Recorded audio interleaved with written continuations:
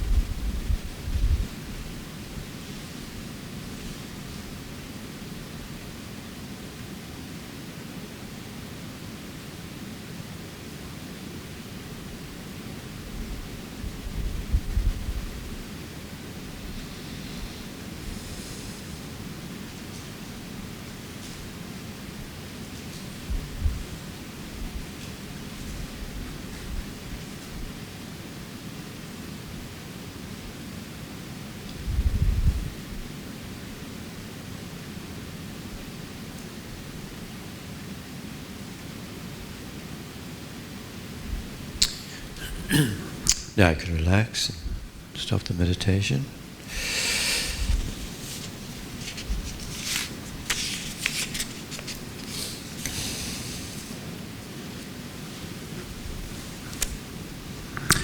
So now, the general picture that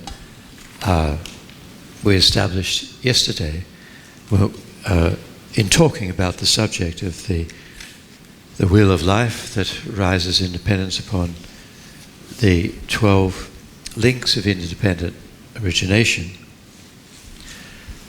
In a broad scale, Buddhism presents the universe as being unimaginably vast, and throughout the universe there are different regions where you have the appearance of solar systems like stars and planets and galaxies and so on.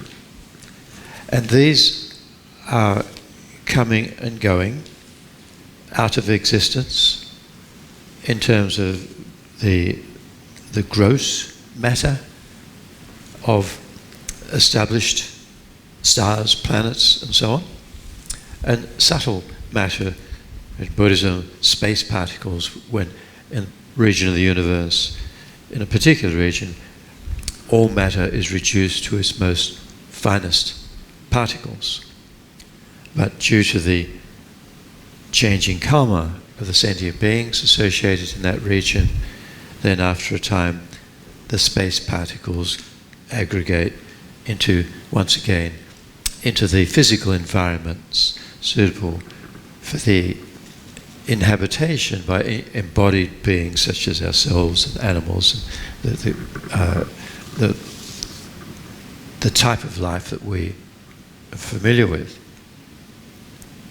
So there is indeed a beginning to solar systems, to galaxies, suns, planets, and so on. But Buddhism does not present a beginning of everything, like a beginning of the universe. They say it is not inconceivable, but it's not seeable, in Buddha's words. In my omniscient wisdom, I cannot see a beginning. So we know that there's a beginning of life on our earth. We know that our earth had a beginning, and so on. So we naturally ask the question, well, where did it all begin?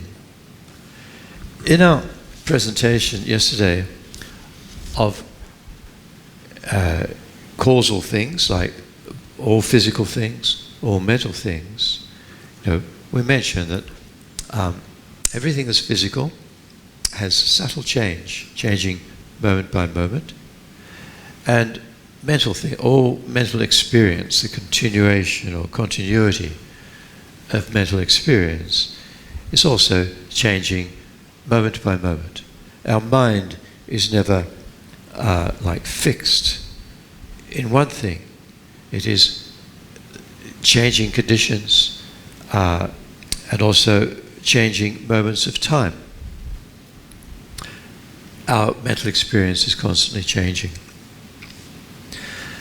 We mentioned two types of cause, the substantial cause and the corporative conditions.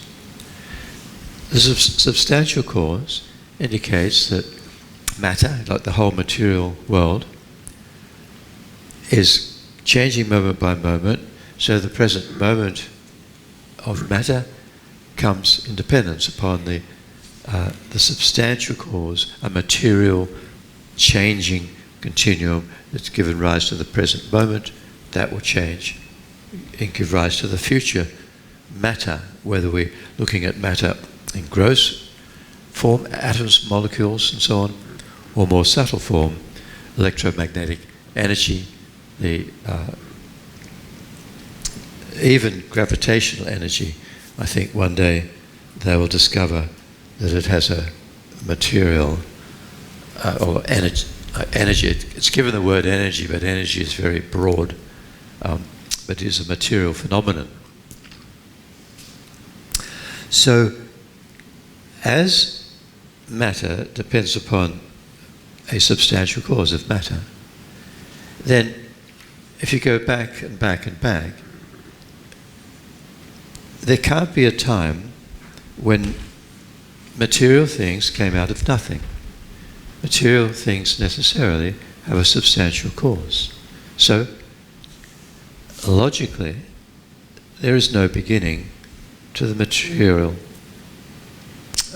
phenomena of the universe.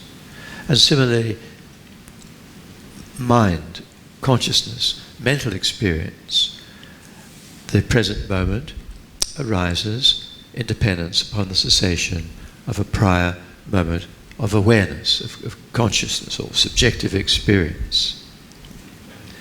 And so, again, although mind is a different type of phenomenon from matter, it has no physical properties, it too has this continuum which, if you go back and back and back, you can't find a moment when each individual's mind stream came into existence. There has to be a beginningless past for our minds. When we think about it, that's the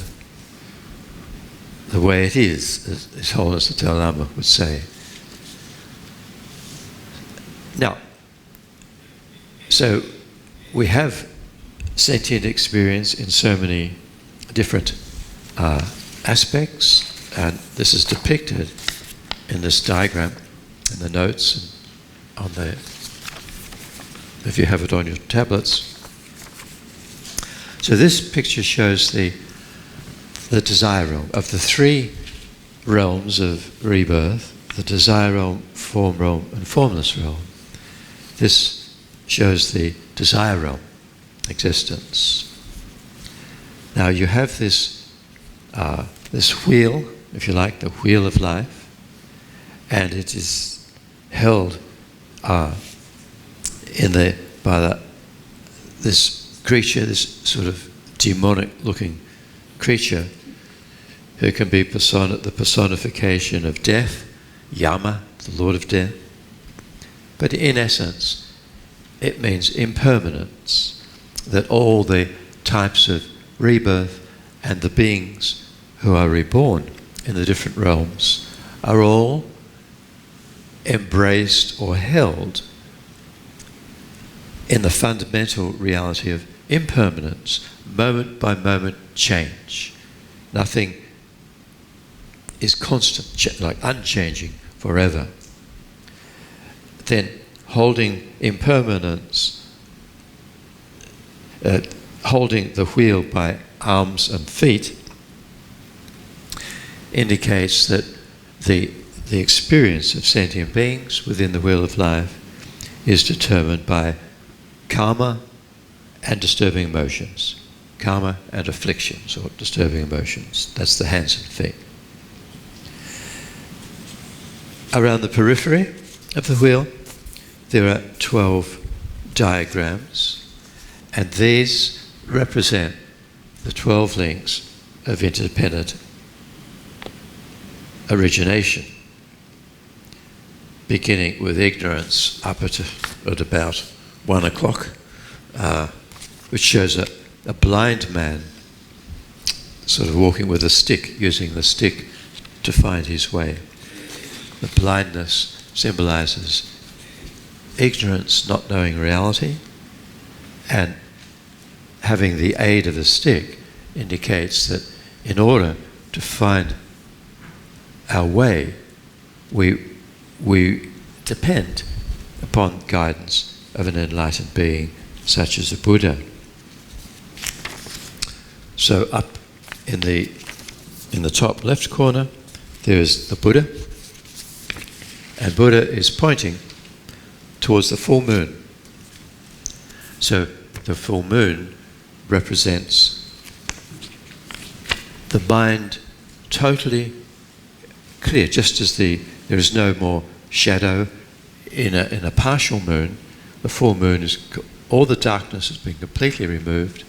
So similarly, the darkness of ignorance and afflictions and karma, when that is totally extinguished, one's mind achieves nirvana, or liberation. So the full moon symbolizes liberation, or nirvana, the complete cessation of all disturbing emotions, the darkness, disturbing emotions.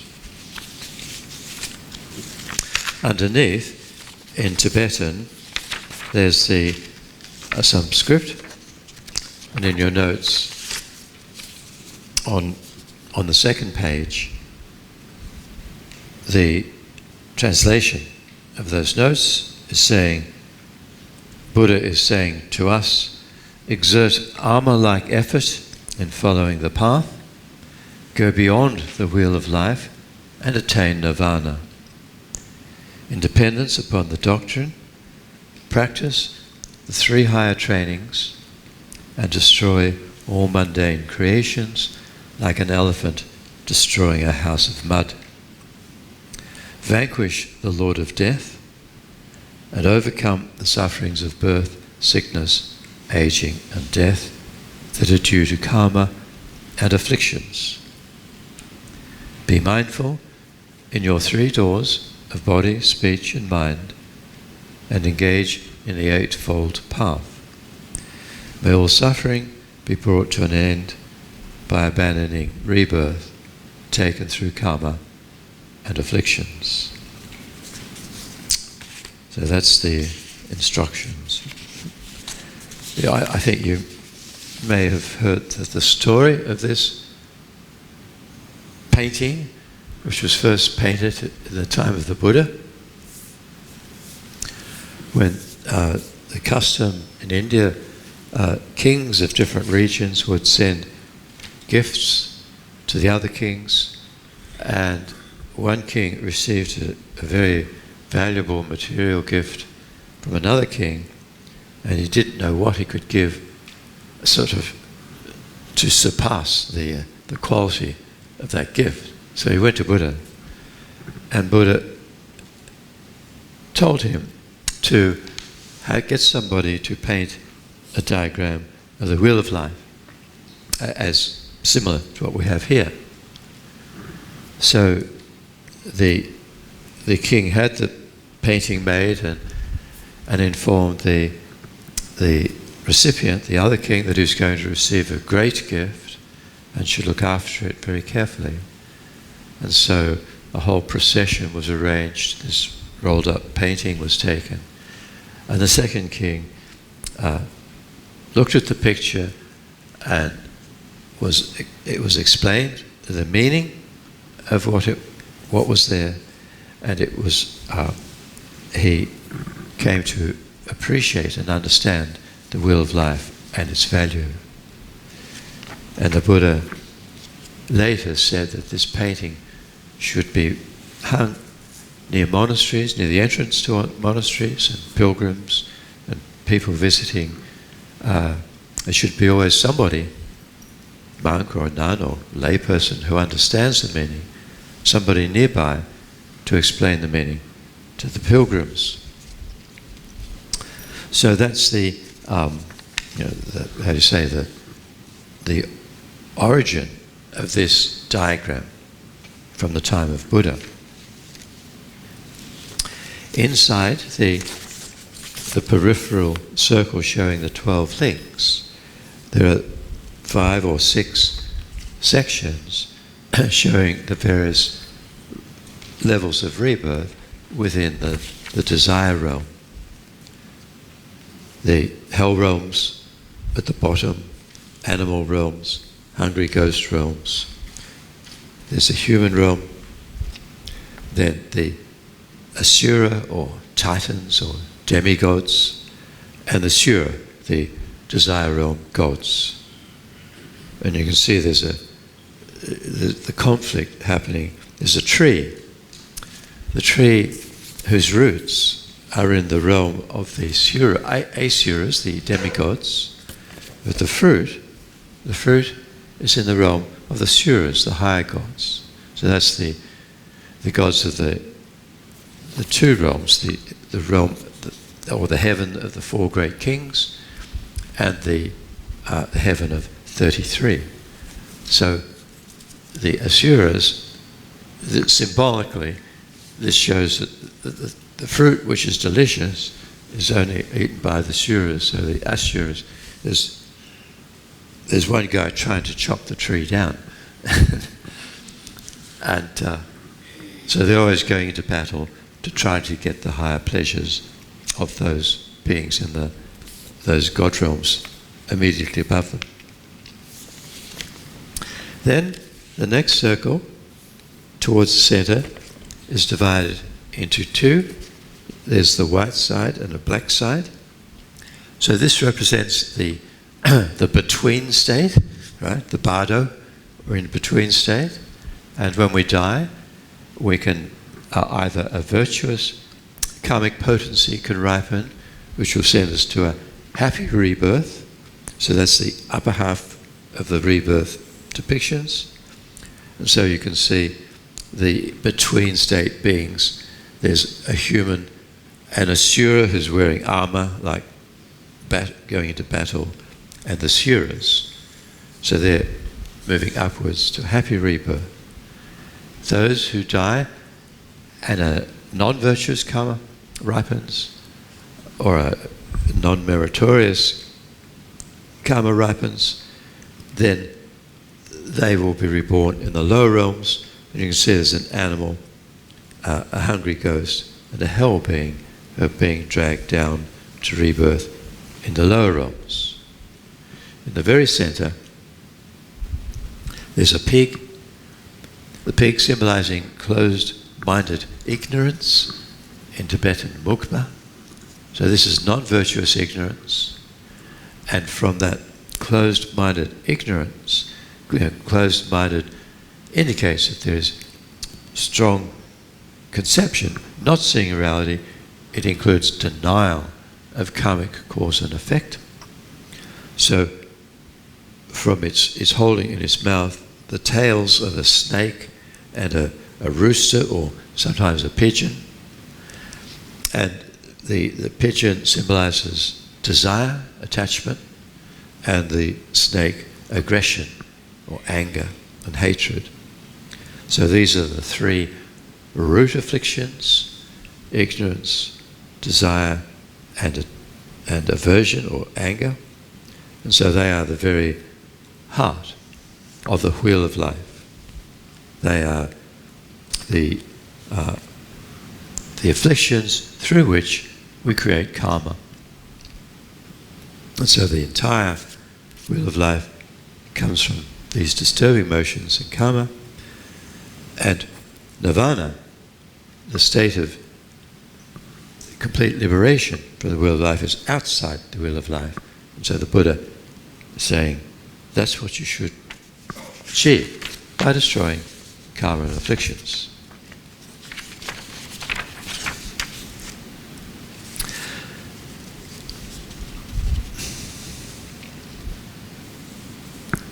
Now, on the second page, there's a heading there called the entity of the ignorance link. So we talked about, yesterday we briefly went through the 12 links, the ignorance leading to karmic formation or volition, consciousness, body and mind, and so on. So when Buddha was explaining phenomena, he the impermanent phenomena of the world, all things either belong to the virtuous side or non-virtuous, or some he did not specify whether they were virtuous or non-virtuous, which means that they were neutral. So the ignorance link. Now it's important, we're talking about the 12 links. So there's ignorance in general, but specifically we're talking about the ignorance which is the first link in the creation of karma and the whole 12 links. So we call this the link ignorance. So the link ignorance fundamentally is the self-grasping ignorance, right, through lack of awareness of reality. There is, due to imprints from past lives, self and all things appear falsely to exist inherently or from their own side. And so the mind, in its lack of awareness, grasps that appearance to be true.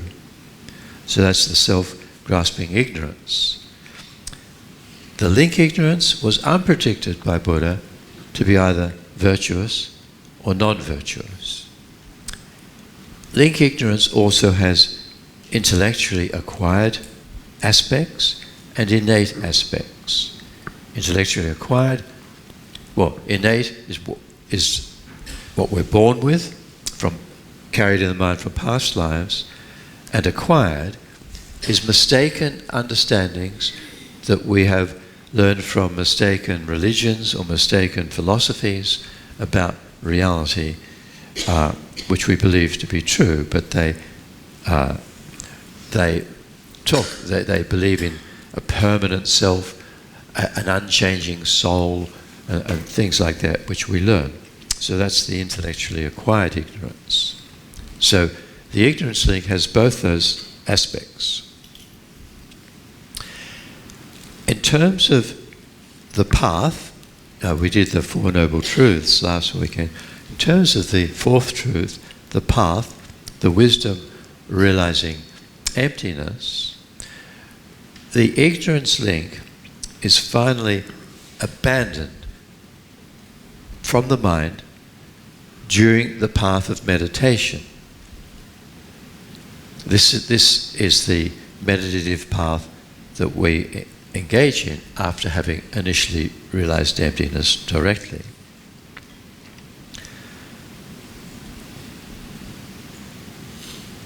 Upon that initial realization of emptiness, what we call the path of seeing, at that time, through the power of wisdom, the ignorance link is stopped. Stopping is different from abandoning. Stopping means that the mind is now so strong, has such close awareness of reality, that the ignorance does not manifest anymore. The seed is still in the mind. And when we say the ignorance link is finally abandoned on the path of meditation, it means that all the levels, gross, medium and subtle, of ignorance are progressively abandoned on the path of meditation. By saying that the ignorance link is stopped on the initial path of seeing, the initial realization of emptiness, that means it's stopped from ever becoming a cause for karmic creation. So from that very first realization of emptiness, the person, the practitioner, who is now an Arya being, a noble being, will never ever create throwing karma for rebirth in samsara ever again. And whatever karmic potencies in the mind stream have not yet been ripened, they're still born, they will be rendered incapable of ripening. So at that point in the path, the practitioner, as I mentioned before, has a degree of free will.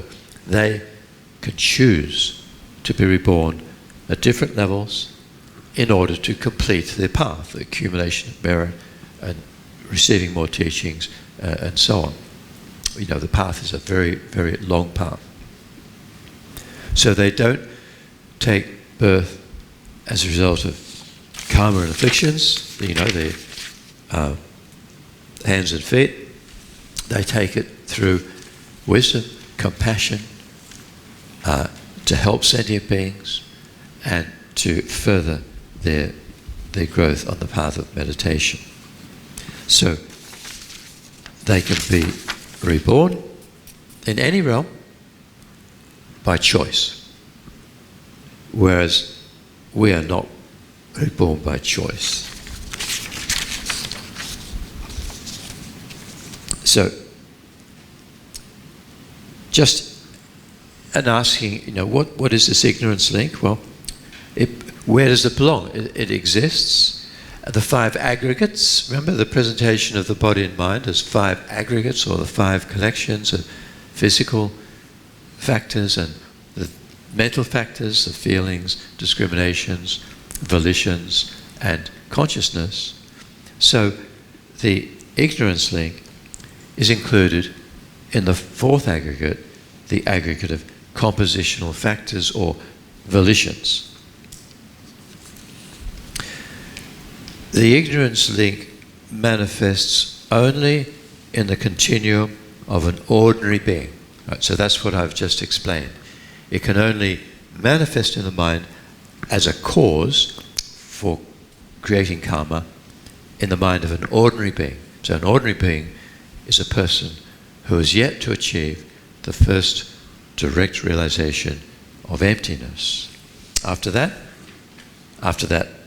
attainment, the being becomes an Arya being. All right, so that's the entity of the ignorance link. Is that clear? Okay. And what is it? I've already explained. It is the innate or the acquired self-grasping of person, and unpredicted by Buddha to be either virtuous or non-virtuous.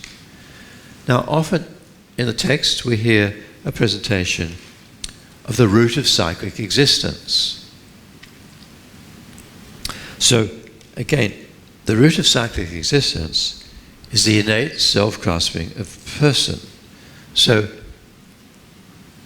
the acquired self-grasping of person is not the root of samsara, the root of cyclic. It is the innate self-grasping of person or of phenomenon. Phenomenon in this context means everything other than persons. So even the pillars, the ceiling, everything appears, all the phenomena also have the appearance of inherent existence to our ignorant mind, and grasping of that appearance as true is the self-grasping of phenomena. So you can see there are some things, there's some ignorance which is both the root of cyclic existence and the ignorance link. Can anybody give you an example of an ignorance which is both the ignorance link and the root of cyclic existence?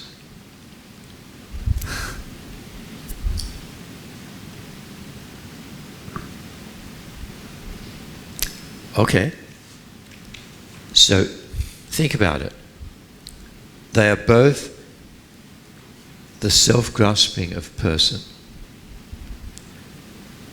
Root of cyclic existence is innate self-grasping of person. Ignorance link can be either acquired or innate self-grasping of person. So the acquired is not root of cyclic existence. But the innate self-grasping existence, now that does not manifest as ignorance link on the path of meditation. But in an ordinary person, ourselves, the innate self-grasping ignorance that we have in our mind, that is both root of cyclic existence and ignorance link. Okay? Now, what's something which is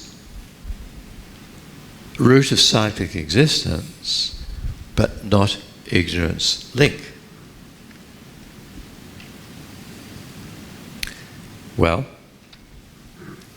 if we look at the definitions, root of cyclic existence includes both innate self-grasping of person and innate self-grasping of phenomenon.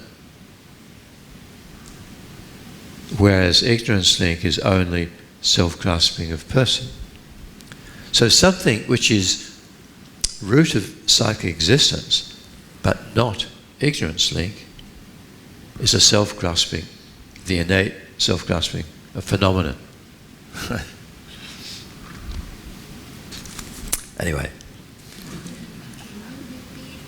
Why do you use the word unpredicted in this paragraph? So when Buddha was teaching the nature of phenomena, he was asked, and he presented different phenomena, and he was asked, well, what is this virtuous? Or is it non-virtuous? So he would say, this phenomenon, like compassion, is virtuous. This phenomenon, anger, is non-virtuous. Other phenomena, like the self-grasping ignorance, he did not predict, he did not specify. So unpredicted means Buddha did not specify whether it is virtuous or non-virtuous. So it's neutral.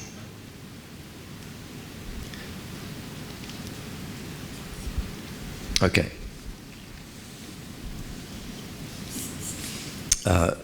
Was that your question too? Question 2. Oh yeah. An example of self-grasping of phenomena which will be under ignorance link.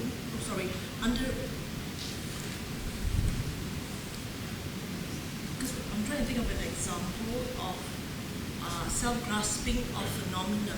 Self-grasping of phenomena, yeah. Versus self-grasping of person. Yeah.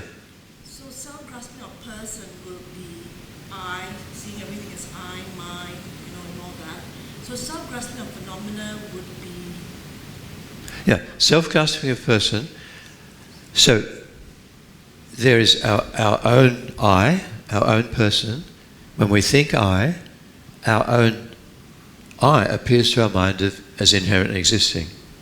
So when our ignorance grasps that is true, that's self-grasping of person in relation to one's own self. But then there are other persons. And so the persons of other people and animals, Buddhism says that every sentient being is a person. So when they appear to us, they appear as inherently existing.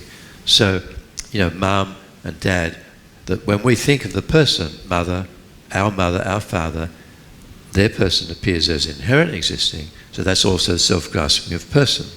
So there are those two aspects. Self-grasping of phenomenon is every other thing that exists appears to exist inherently. So grasping at things other than person as existing inherently is the ignorance that is self-grasping of person.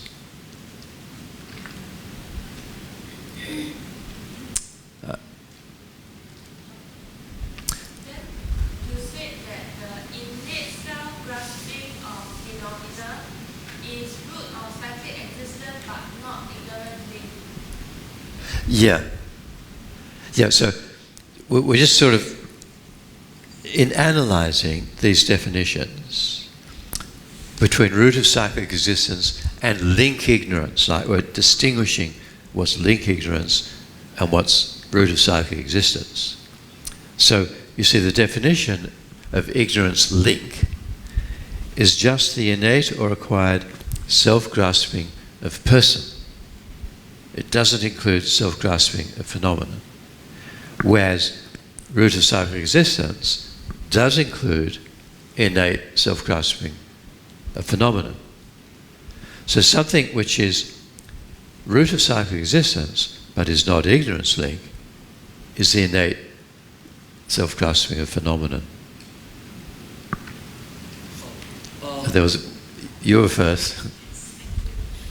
So when you say inherent existence of person, are you including all sentient beings in that, or specifically when you say persons, do you just mean human beings, or does this include self-grasping of person, include a grasping of all sentient beings with consciousness? Collectively, you're grasping at the collective persons of all sentient beings. Is that what you're... Right, so not just the human form, but everything that has... Yes, self-grasping, that's right. Buddhism says that every sentient being is a person. So that's how I refer to it. So when there's a mosquito that's particularly bothering us, we see that as a person. We want to kill that person. Or we get angry at that person, that mosquito. So anything that's not included in the sentient consciousness aspect, that would be the phenomenon, right? Those are more Well, characteristics, yeah. like passion and things like that. The- Is that what you mean? There are persons which are not sentient beings. Like stones? Huh? No. Then, Buddhas. right. Buddhas are persons, but they're not sentient beings. They are sentient, because sentient means having feelings, and But when we use the term sentient being, we refer to a being who is not a Buddha, right?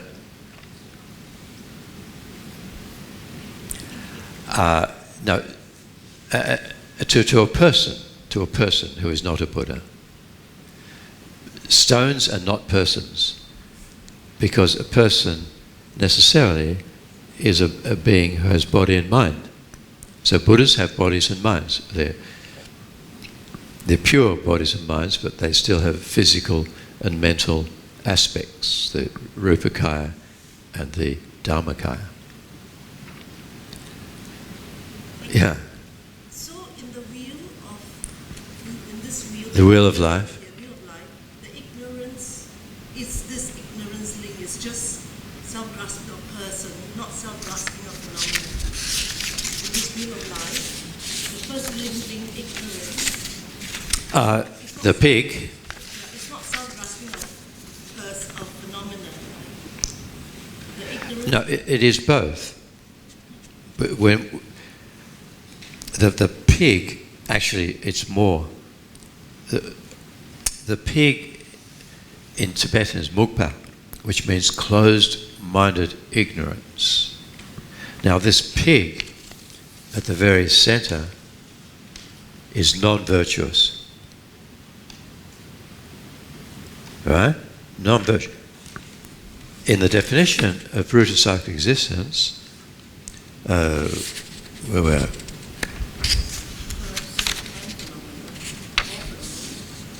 Oh yeah. That is unpredicted. So this pig is not the root of cyclic existence. We'll come to it. The explanation is coming. The link ignorance is the first picture. That is the blind man with a stick. That is link ignorance. Okay.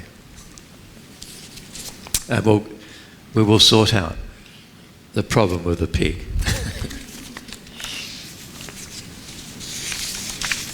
Okay. So, just the third type of ignorance that's mentioned here, ignorance of cause and effect. So this ignorance is an acquired denial of karmic cause and effect. Right? So it is not just not knowing about karma, it is an expressed refutation or denial of karmic cause and effect. And that ignorance is non-virtuous. Buddha said that is non-virtue because it's so heavy. If we deny karmic cause and effect, then there's no basis upon which to develop morality of non-harmfulness and being kind to others. If there's no, how do you say, distant result of what I do now, then I can do whatever I like to be happy. And there were no fault. So that is non-virtuous. That creates very strong, non-virtuous karma. So the three types of karma: meritorious karma, unwavering karma, and non-meritorious karma. So meritorious karma is every karmic action that has an initial causal motivation a virtuous causal motivation. So now here, there's a presentation of every action has an initial causal motivation and then the immediate motivation, which is the intention at the time the action is created. So whatever we do, say, again, a virtuous action, we see some person who's in trouble, we develop some compassion, or I want to help that person. So that is the causal motivation, and that is virtuous.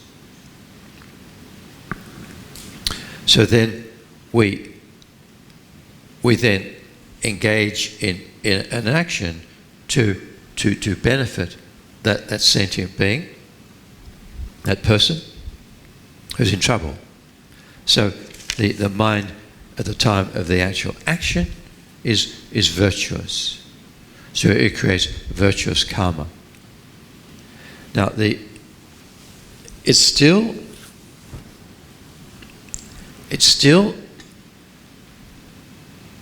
a karma. It is a meritorious karma within the wheel of life.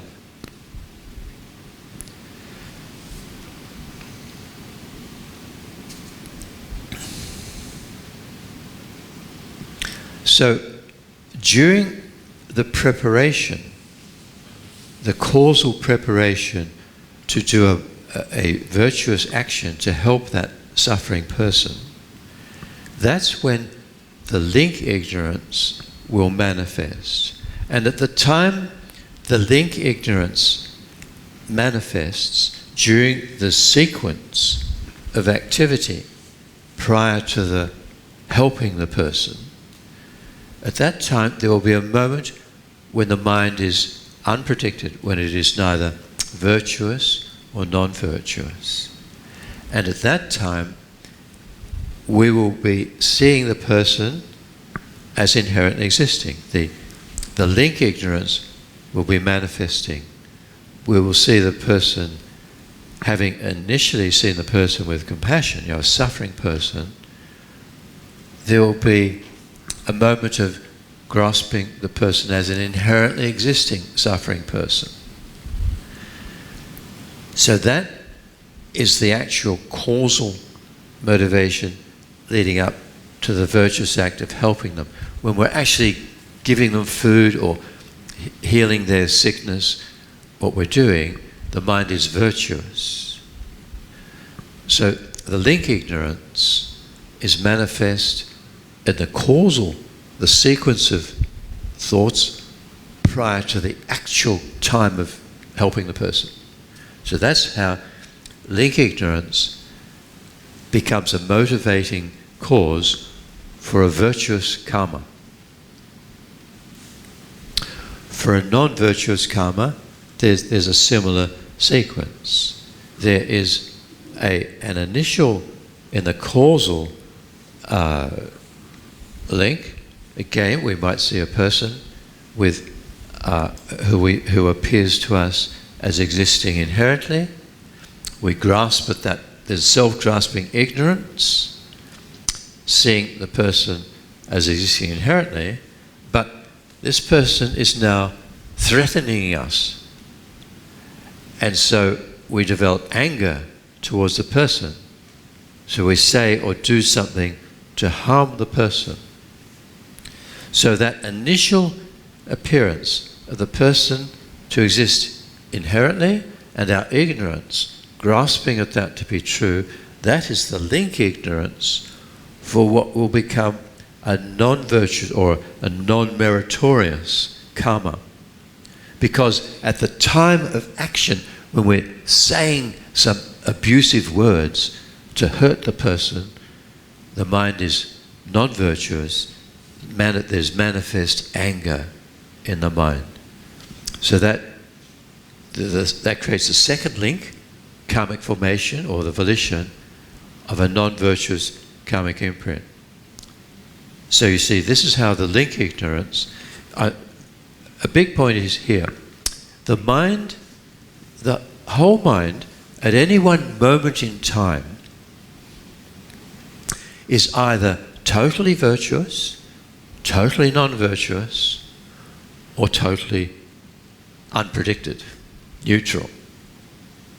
You cannot, at any one time, the mind can't be partially virtuous and partially non-virtuous. It can't be partially neutral and partially virtuous or non-virtuous. Right? So this is why we have to ask the question, if the link ignorance is neutral, how can you create virtuous karma? How can you create non-virtuous karma?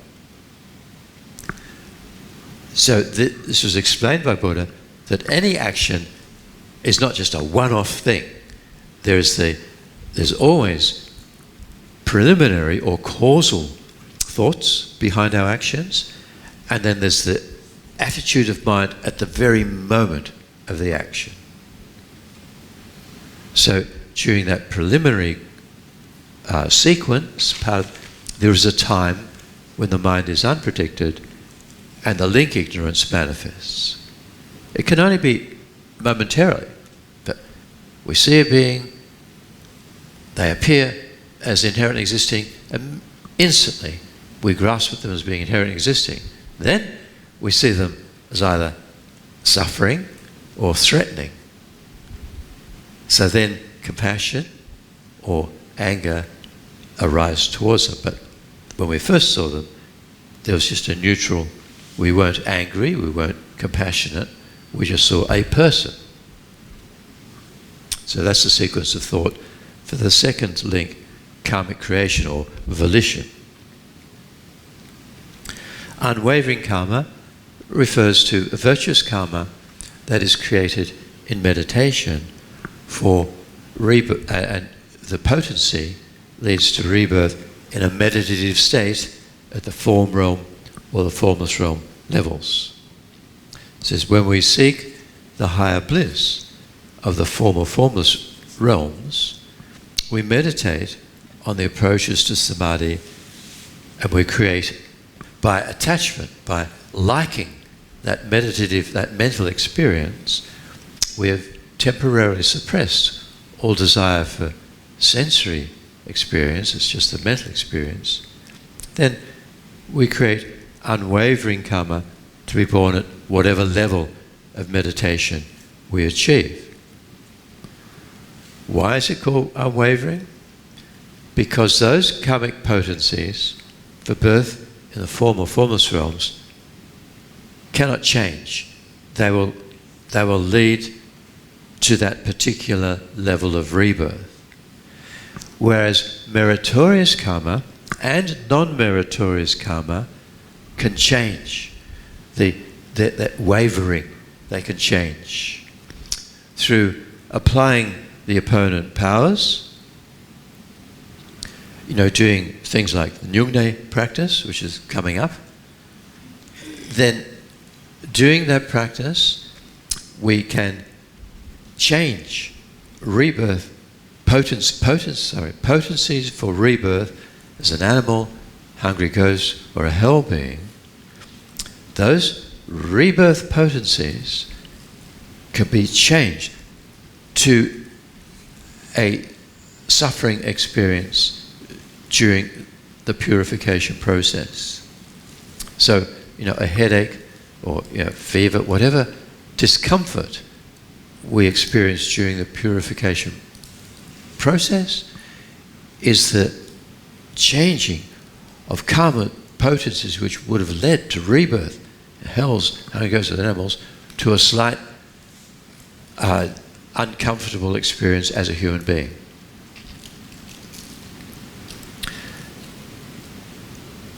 Virtuous karmas also can be changed. If we create virtue and then at some other stage our mind becomes negative, we can destroy the power of virtuous karmas for happy rebirths at different levels. They can ripen just as small, pleasant experiences as a human, but they no longer have the power, due to our non-virtue, no longer the power to be reborn as a human or asura or asura. So they're wavering. According to future conditions, meritorious karma and non-meritorious karma, their destiny can be altered. Whereas karma for rebirth in the form and formless realms can't be altered like that. All right? I hope it's not too much information. You think it comes clear. Okay, so now the more detailed explanation of those 12 links. Ignorance, we've been talking about. Fundamentally, it's the mental factor that, through not knowing reality, grasps at a truly existing self and is a motivation for a throwing karma belonging to its set of 12 links. So each manifest ignorance, which is the cause of a throwing karma, is a link ignorance. And so it creates its set of 12 links, which means there are multiple sets of 12 links established by every action we do, coming from ignorance and creating karmic potencies. So there are multiple 12 sets of ignorance. 12 links, sets of 12 links. The ignorance link is not the ignorance of cause and effect. Why? Because the ignorance of cause and effect is non-virtuous. And the link ignorance is unpredicted. So, but you can have ignorance of cause and effect, of course, as the immediate motivation for a throwing karma, for a non-virtuous throwing karma. That's what it means by saying that ignorance can be a motivation for throwing karma. The symbol, as we've mentioned, in the drawing is a blind man with a stick.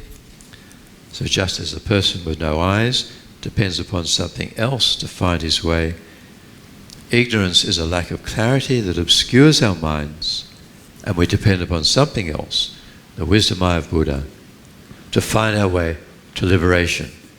Not just find our way home, but to find our way to liberation. So that's the ignorance link. That, as we've explained, gives rise to the second link, karmic formation. So now, specifically, what is this link of karmic formation? It is the mental factor of intention.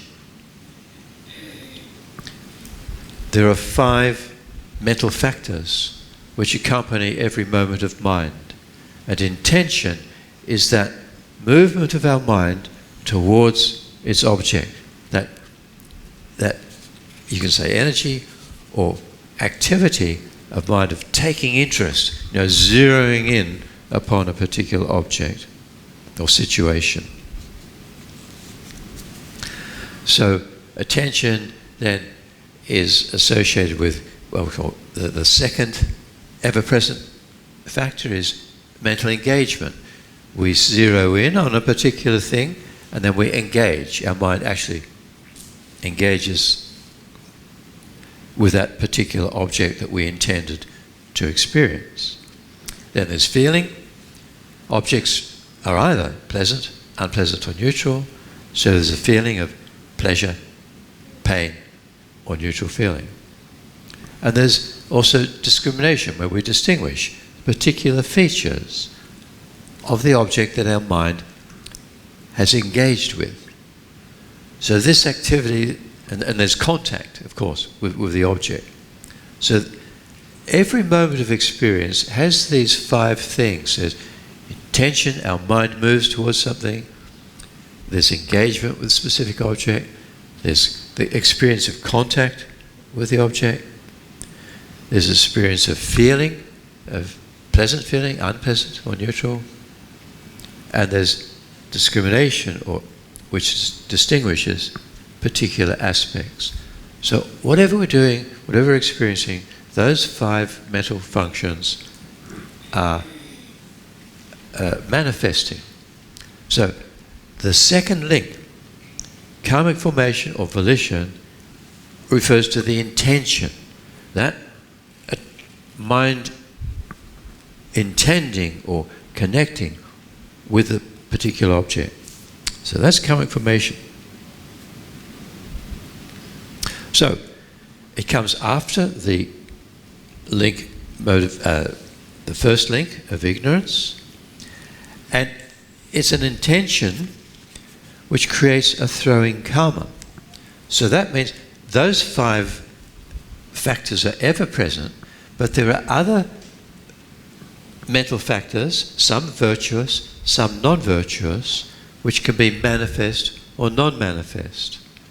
So when those 5, including intention, are associated with a virtuous mental factor of love or compassion or patience, whatever, they all take the aspect of virtue, and so the whole mind is virtue, and one creates a karmic potency, a virtuous karmic potency, a meritorious karmic potency. If a non-virtuous mental factor is like anger, so you can't have anger and love manifesting simultaneously. It's one or the other. They're opposite. So our minds aren't that mixed up. They're mixed up, but not that mixed up. Right? So love is anger and love. They are virtuous or non-virtuous, and so when they're associated with an intention, one creates either a virtuous or a non-virtuous karmic potency.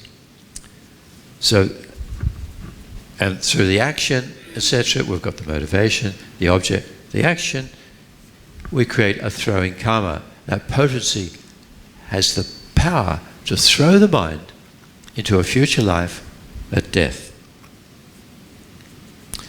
So, again, where does karmic formation belong? In terms of the 5 aggregates, it belongs in the aggregate of volitions. And it's either virtuous or non-virtuous by association with other mental factors. And it's an object to be abandoned by the path of meditation. So, this karmic formation. Now, the mental factor of intention, that is not karmic formation. The intention alone, that is not karmic formation. Buddha's mind has intention. Every aspect of mind has intention. In single-pointed concentration on emptiness, there is intention. But that's not the link of karmic formation. Link of karmic formation refers only to that specific intention which is associated with a virtuous or a non-virtuous motivation in a mind that has ignorance, has manifest link ignorance. Yeah? So think about it.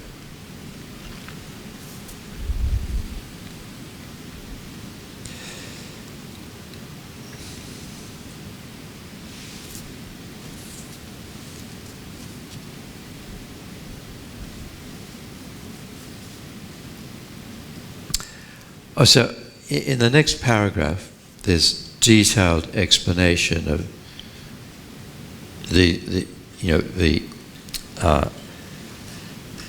link of karmic formation.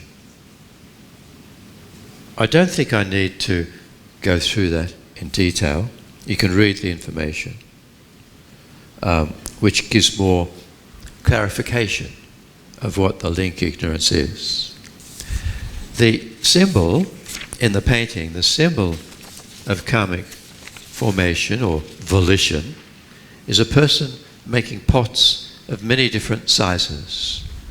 So that many different sizes means that throwing karma leads to many different types of rebirth.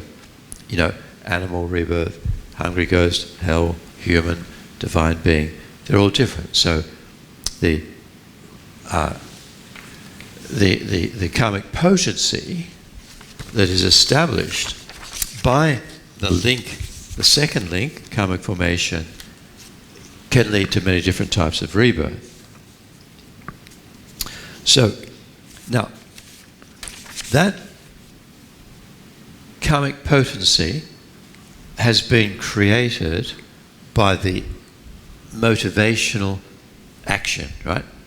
The action motivated by ignorance and a virtuous or non-virtuous mental factor, and the action has been done. So that when that action ceases, it doesn't just disappear, it leaves a potency upon the mind stream, upon the consciousness, the mental consciousness.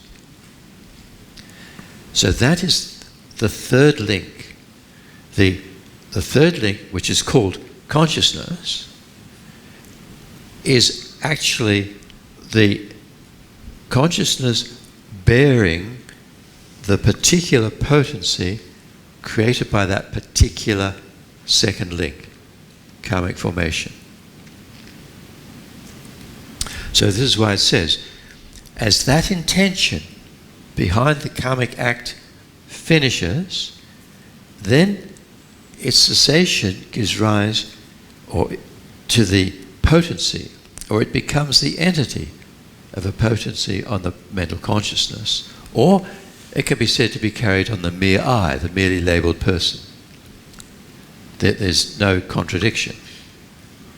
And when we say it's carried by the mere I, this shows the connection between one life and future lives, because it's the merely labelled I, labelled upon the, as I mentioned yesterday, the most subtle clear light, wind and mind, which exists now and exists in the intermediate, in-between state, or Bada, exists in the future life, this continuity of the person.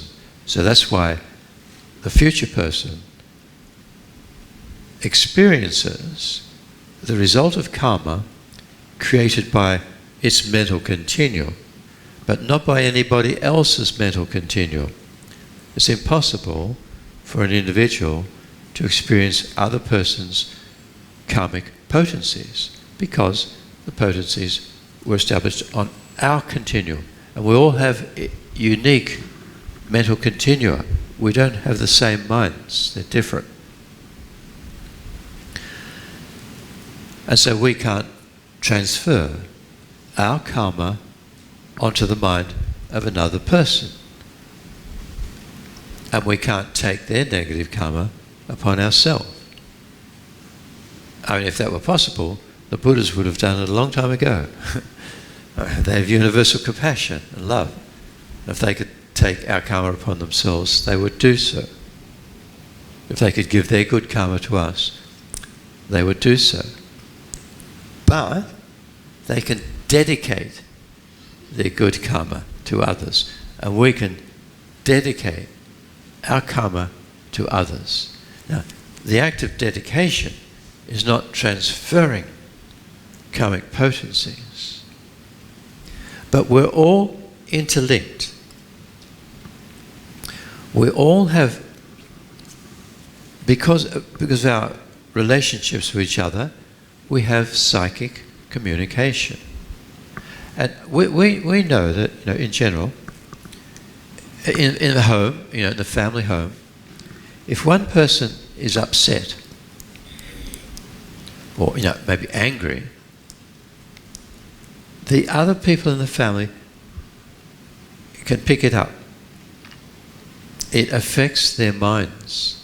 And it's not only the visible expression of anger, or the audible, loud shouting voice of anger, but there is a psychological, intuitive effect of somebody's anger, even not necessarily close to us, but we pick it up. It affects our mind. And also, if somebody's very loving and kind, that benefits our mind. In the family, it makes the whole family peaceful. Yes, through their verbal actions and through their physical expression, kind face, smiling eyes, but also just their mental state benefits our mind. So when we do virtue and we dedicate this to sentient beings, because we are related to all sentient beings, and we sincerely have compassion, like Lama Zopa Rinpoche has said, we should do specific prayers and mantras for the coronavirus, to try and prevent it causing so much suffering. Then we think our mind embraces as many sentient beings as we can, hopefully all sentient beings, and we do a virtuous action, reciting mantra, because our mind is thinking of others and doing a virtuous action, particularly a powerful action of mantra recitation. That benefits the world, and the dedication of that virtue benefits others. It benefits others directly, and it benefits others indirectly, because it is an expression of bodhicitta. Bodhicitta embraces all living beings with love and compassion. So it enhances our capacity to achieve Buddhahood. It becomes a cause for our mind to become enlightened. And the only purpose for becoming a Buddha is to benefit sentient beings. And Buddhas have great power to benefit sentient beings.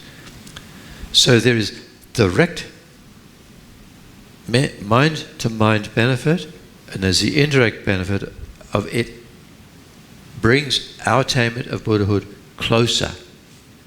And when we become Buddhas, we will be able to benefit others so much more. All right.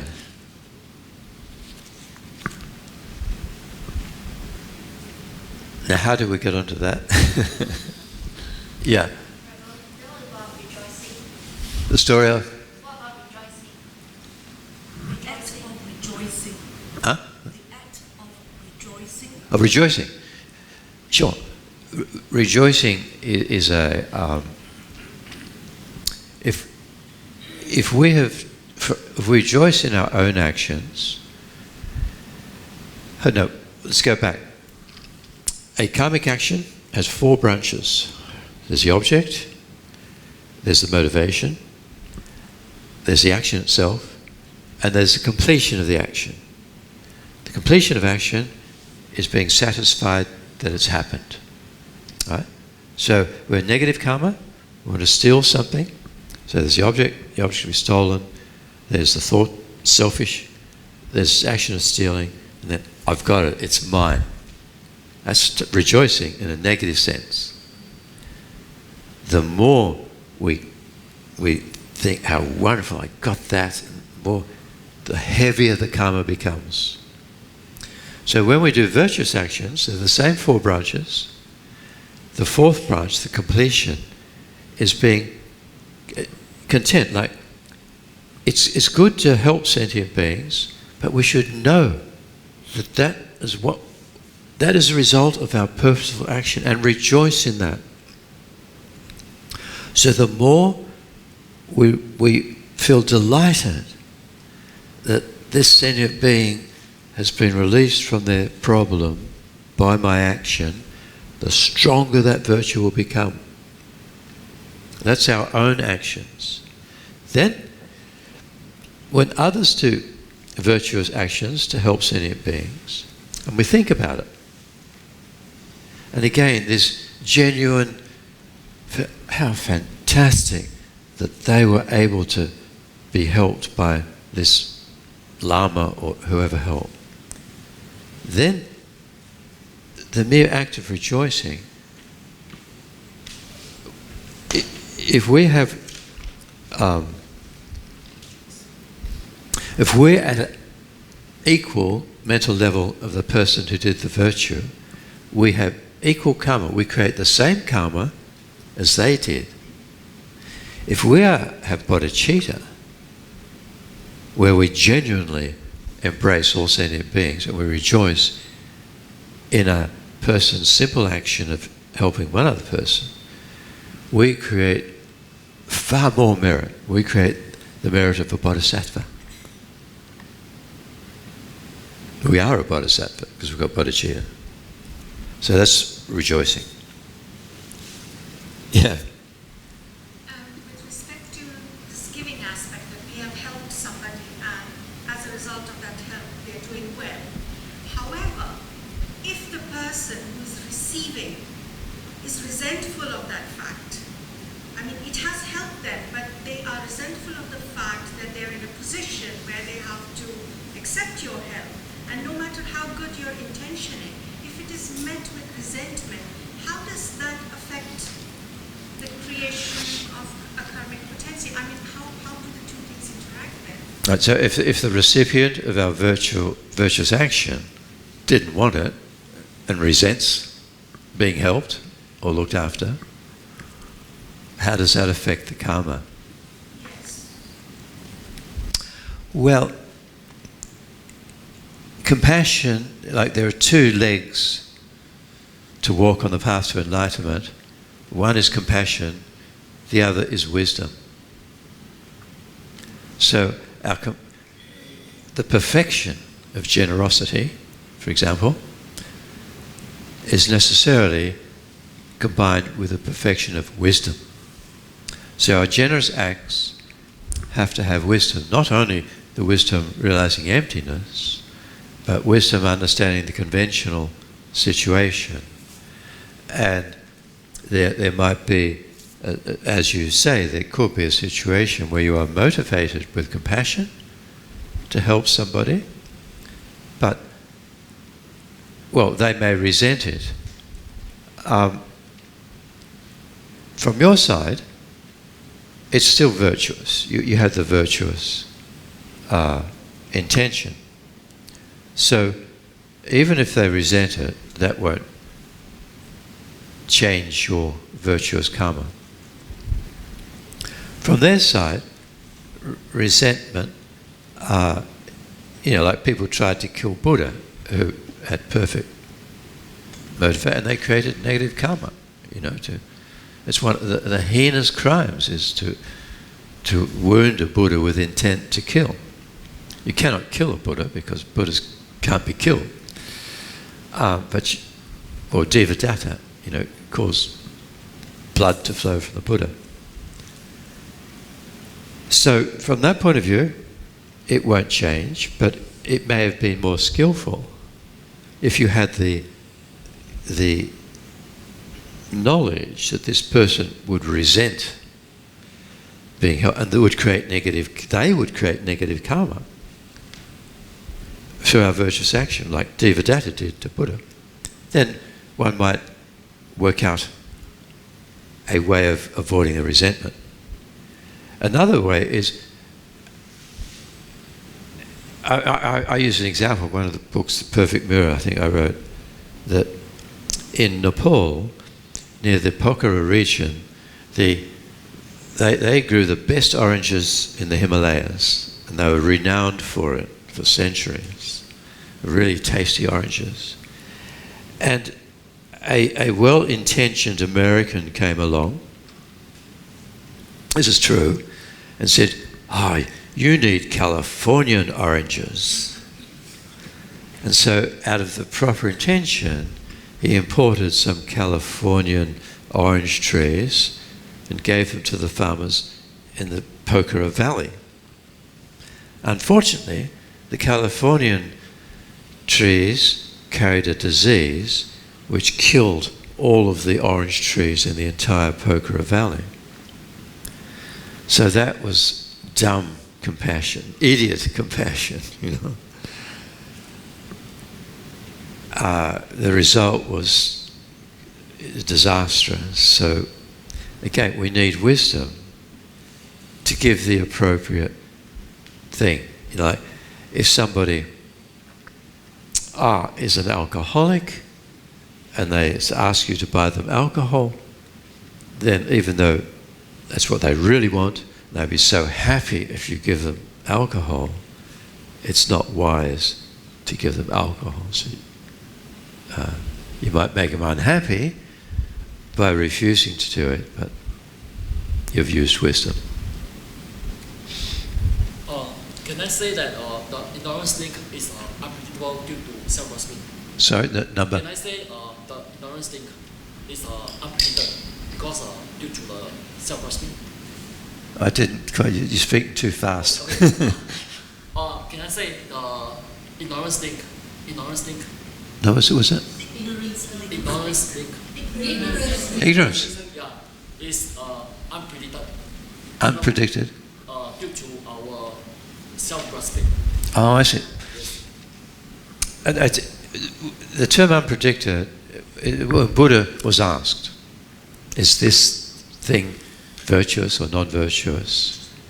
And so there are things which he said were virtuous by nature, things are not virtuous by nature, but the link ignorance is neither virtuous nor non-virtuous. He did not predict, he did not say that it's virtuous or non-virtuous. So that's why it's unpredicted. But you see,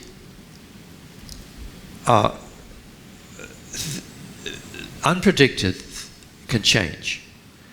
For example, intention, the mental factor of intention, is neither virtuous or non-virtuous. But it can become virtuous when it's associated with a virtuous mental factor. Or it can become non-virtuous when it's associated with a non-virtuous mental factor. So that's why karmic formation can be meritorious or non-meritorious in dependence upon whether there is a manifest virtuous mental factor or non-virtuous mental factor. So, I mean, you're asking why is the link ignorance unpredicted? That's your question, basically. Why is it unpredicted?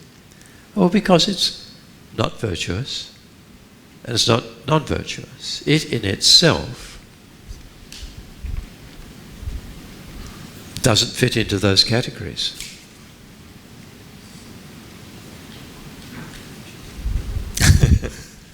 Think of... Yeah.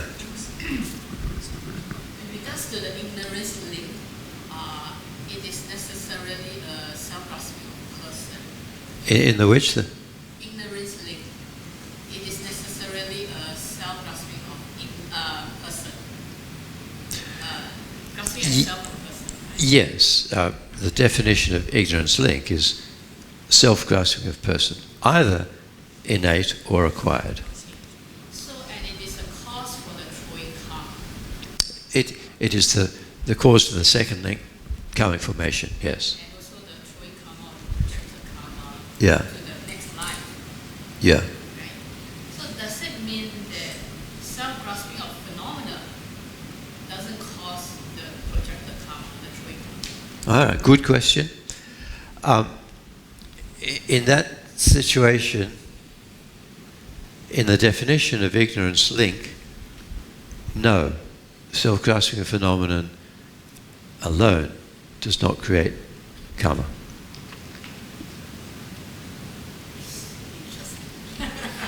But it is a root of cyclic existence. It is root of cyclic existence, yeah. So, the self-grasping of the person has to become associated with the self-grasping of phenomena, and in combination, they then become the throwing karma? Is that how it is? Yeah, I mean, our mind is quite complex, and we break it up to look at the different things. It's like, I see a beautiful bell, not so beautiful, but anyway, I see it as beautiful, And there is self-grasping of phenomenon, beautiful, inherent existing phenomenon. So that's just that ignorance. But then there's a self-grasping of person. I want that. So that self-grasping of person, that is link ignorance. And the object is the phenomenon that I see to be inherent existing. But just seeing it as inherent existing is not a cause for karma. The second link, that comes from self-grasping. I want, or I don't want. Yeah, so this is really a good question because it gets to the very root of karma. I want, I don't want.